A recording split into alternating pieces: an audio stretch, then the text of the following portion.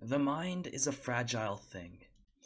A sweet old lady was standing in the middle of the aisle at a grocery store today, staring absent-mindedly at the overwhelming selection of canned goods.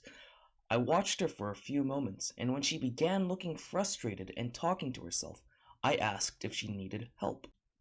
"Thank you, dearie. You were so kind to check on me, and I wish you could help. I seem to have forgotten what I came to the store for. My mind isn't what it used to be," she said, replacing her frown with a tired smile. I empathized with her, so I stayed and tried to help her remember what she needed. Thankfully, she did. Canned prunes. And I had to fight back tears. There is this feeling of hopelessness when your mind starts to degrade, and you know that it's only a matter of time before you look in the mirror and don't recognize yourself or the ones you love. There was a time when precious memories were randomly plucked from my mind, and if it weren't for my late husband, Jared, I would not be where I am today. I started to forget simple things at first, like turning off the lights before leaving home, failing to buy milk at the grocery store, or where I put my keys.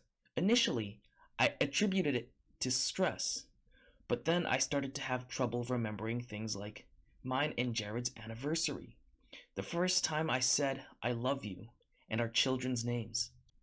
I went to the doctor, and my soul was crushed when I was diagnosed with early onset Alzheimer's. My mind was a ticking time bomb, and it wouldn't be long before I wouldn't recognize myself in the mirror. I forgot more and more every week, and it was just torture waiting for the inevitable. My family and my friends sent their thoughts and prayers, and people I had never met before wished me well, but that did nothing to stop the depression from seeping into my very core. Jared was by my side throughout it all, but it seemed to pale in comparison to the fact that I wouldn't be able to remember what the weather was like on the day he proposed to me. A life of unreliable memories wasn't a life worth living, so I decided to end it. I sat in my car, garage door closed, engine purring, and a tube running from the exhaust into my car's window. It wasn't how I wanted to die, but it wasn't how I wanted to live. My life was slowly slipping away when my car's engine stopped. The passenger side door opens, and the accumulated fumes suddenly disappeared. A man in an impeccable black suit sat down and introduced himself as Lucky.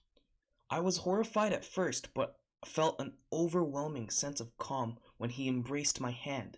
He smiled at me and said that he could give me my memories back if I traded the life of a loved one.